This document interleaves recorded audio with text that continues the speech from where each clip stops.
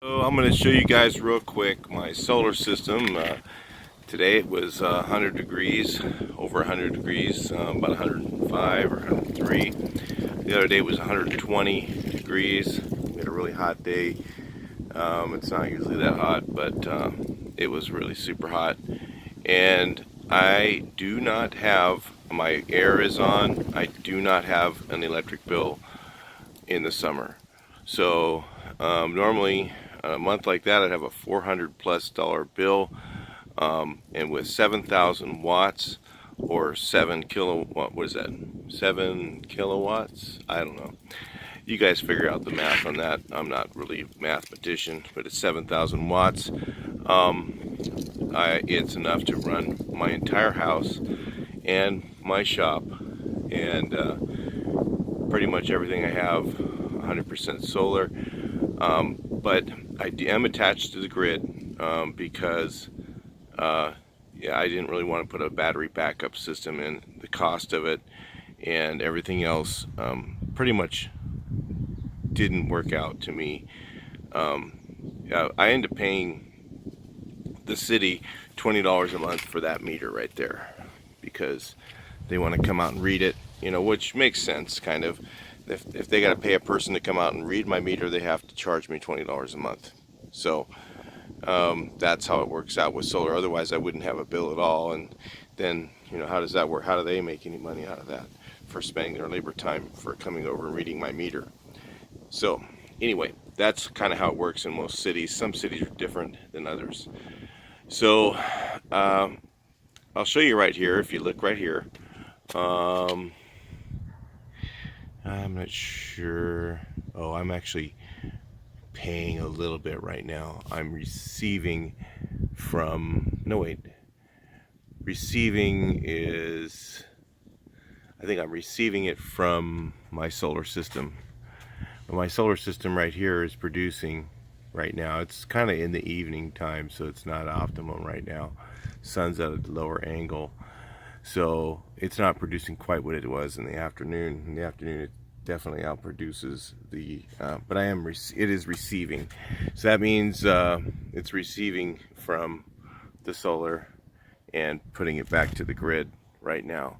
So if you look here, these are all the labels. If you're interested in doing your own solar, I'm going to tell you a little bit about it. Keep watching the video. You'll see how simple it is and how to do this the right way. A lot of people think that you can just go down and buy the panels and then put them on your roof and make your own hold down kit and all that stuff. And I'm going to be honest with you, that will not work. So what I did is I went to a kit company that makes solar kits, and they have required by the city where I live, and most cities have requirements for this, is they want, you know, weight engineering. They want every nut and bolt to be engineered that's on your roof, because firemen might come to your house someday and then they have to go up there and walk on them, and they want to make sure it's safe for everything, you know, in that respect.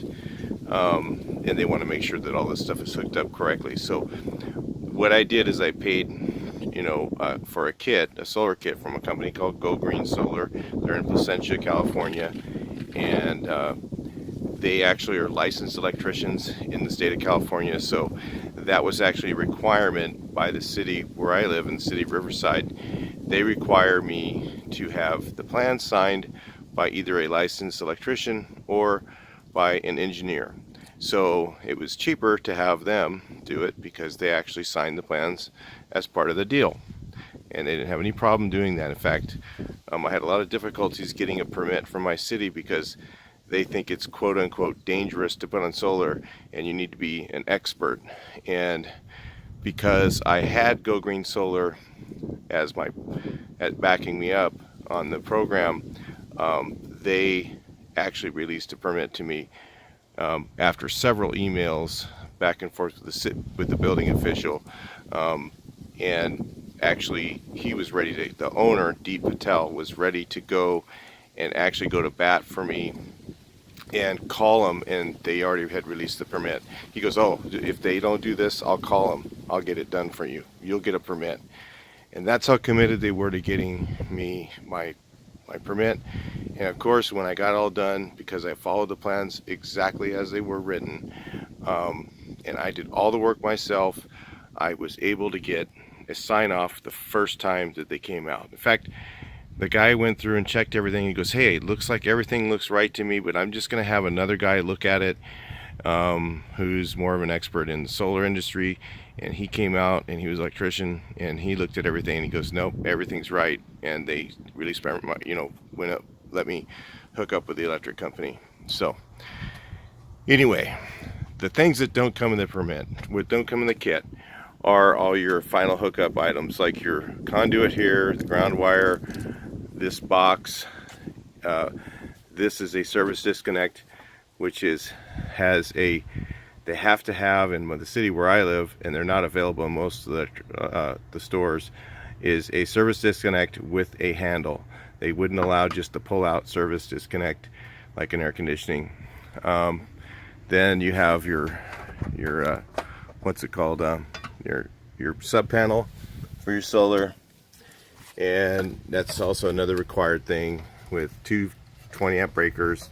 You're not, there's certain breaker requirements, stuff like that.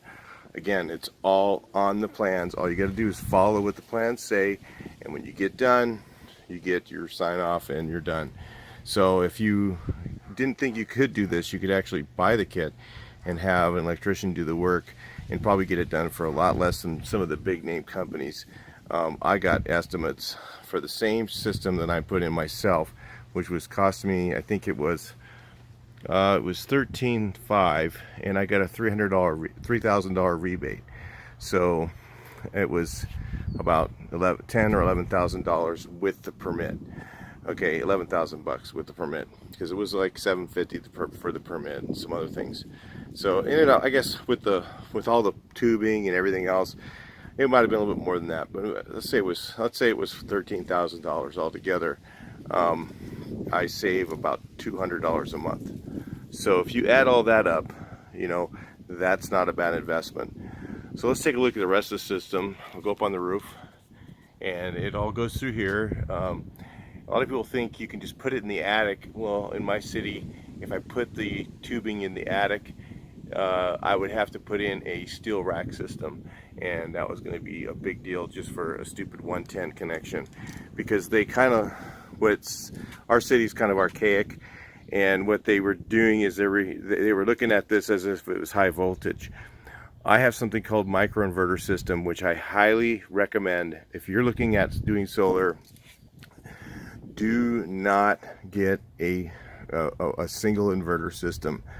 Okay, do you see there's no inverter here? This is all 110. This goes directly to the microinverters at the panel, and these are all, so it's all two legs of 110. It's 220, so that's what you see here.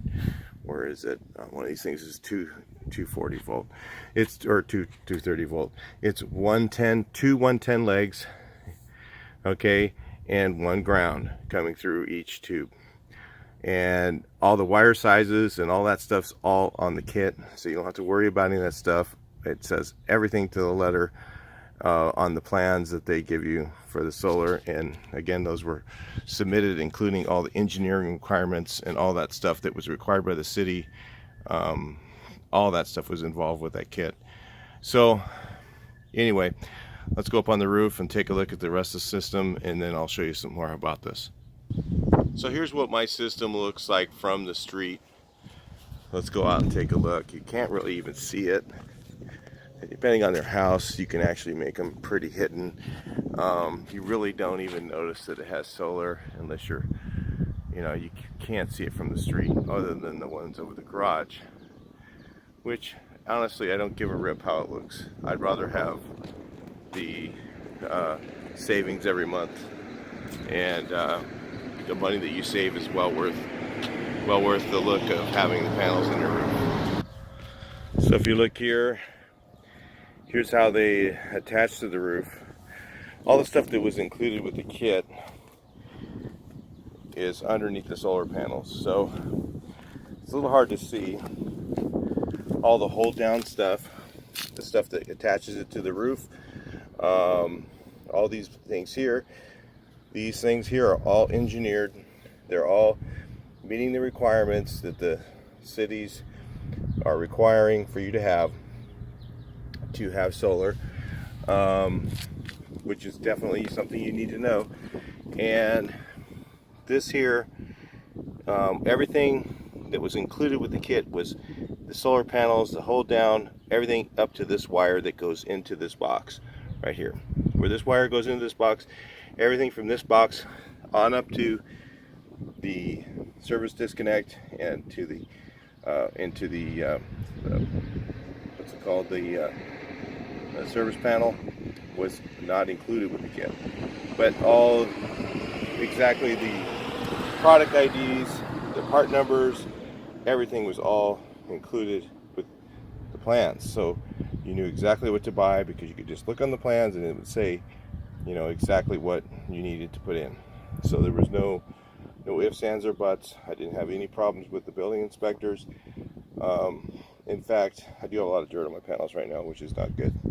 But it washes off, and whenever it rains, they clean themselves pretty well. So it's not really a big deal. But anyway, that's how it attaches. This is the ones over the garage.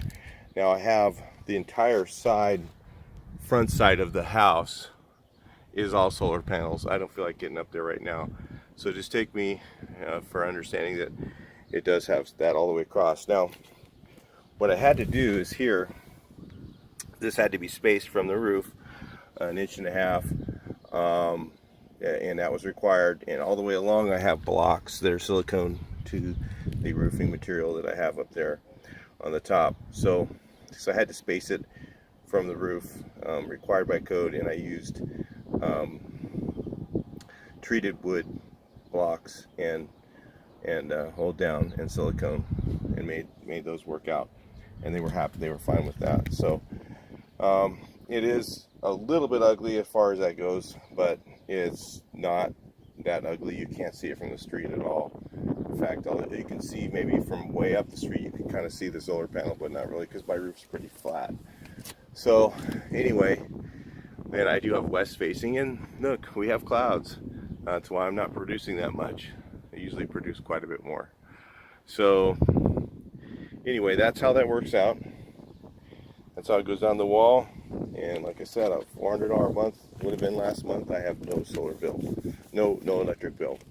So anyway, if you're interested in doing solar, please go to and check out Go Green Solar. They're usually on Google. On the search, if you look for them, you'll find their kits are pretty reasonable. The people there are really fantastic. I found everybody I dealt with was top-notch people and very well educated, and I could understand every person there. There was no heavy accents or anything like that to deal with. So it was like very, very professional people. All right, so I'll talk to you guys in the next video. Please like, share, and subscribe.